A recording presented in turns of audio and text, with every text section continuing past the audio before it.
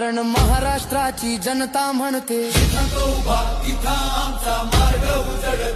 जिथं तो बोलेल तिथं निर्णय घडतो ही सत्ता नाही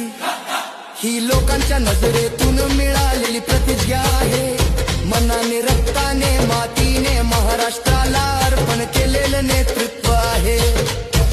आज ऊर्जा देण्यात आहे आशीर्वाद प्रजा सामर्थ्याचा आणि कमळाचा पुन्हा उगवणारा पहाट